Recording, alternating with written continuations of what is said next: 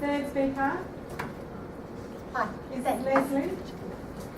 Thanks, Lesley. Just a point there. Yes, sorry. I am a bureaucrat, and I think as legislation and bureaucrats, we actually don't just stop bad things happening, we try and make good things happen, and so does legislation, Sandy. Sometimes it lets good stuff happen because it allows families to access information which if you didn't have legislation would be very difficult to do because there's other legislation that stops it. So I hope it's balanced. I want to make a couple of points, just a quick reference to Stokes, the three good things, the three things that worry me, and the process from here. We did go through the Stokes report. The link is through the treatment support and discharge planning, which is a requirement, and it's actually the operationalisation of that and putting that into place, I think, which will bring a lot of the Stokes stuff there. We may need a bit more in the legislation, but nobody's come out with something specific that you need in legislation that you couldn't better do in another way.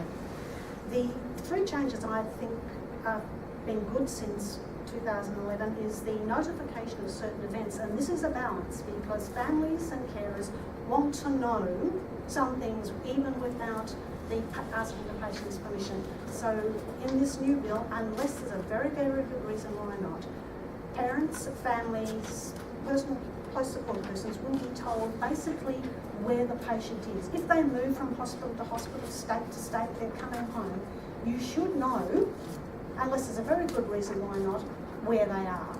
Some families would like to know more automatically, but we try to balance the bureaucracy in the paper and patients' rights and families' rights. I think that's good. The second opinions have been improved. There is a right to a second opinion. There are rights to other opinions. It has to be documented. The chief psychiatrist at the end of the day can actually come in and say, this is a second opinion, you will do something about it. There is that right in there. So you will know if a second opinion's been had, it will be on your file, and if nothing's happened, there will be a very good reason why not. It's not just I looked at it, I didn't like it. So there is some more accountability there. There was a loophole, people thought with the best interest test saying, oh, well, you know, and it's this issue of I don't trust psychiatrists, yet most people trust their own psychiatrist. Well, it's not in the best interest to tell my family, oh, isn't it really? So if it's not, it has to be clear why not. And it is a test, the families can actually take it to the tribunal and argue with it. So there is a best interest test. Bearing in mind, some patients unfortunately have to be rejected from their families, but not many. So it's in there. Three things that worry me. Certainly the length and complexity that worries me a lot. And it's the issue that Tony raised and the cross-referencing. The more you put it all in there, the longer it gets. The less you put it in there, the more you need to cross-reference. We keep trying to take things out. The issue of the chief psychiatrist is still a concern. You may, Sandy said, it's great that the chief psychiatrist is going into the commission. Where the government is at the moment, it's in the explanatory guide.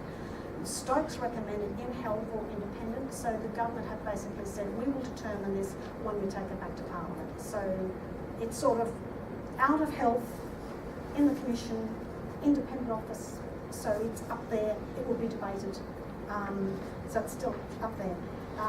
And there are arguments every which way.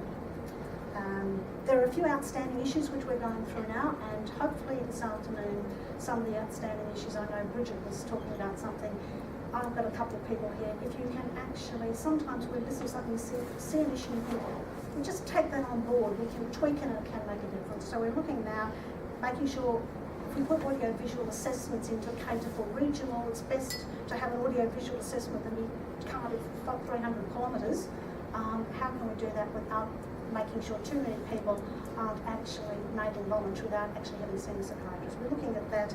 We're looking at copies of forms because, you know, it's nice to have a copy of the form, but geez, there's a lot of paper going around, so maybe asking, offering, but not necessarily giving would be good. And the information stuff is a bit, it's testy. We need to have a quick look at that. Thank you.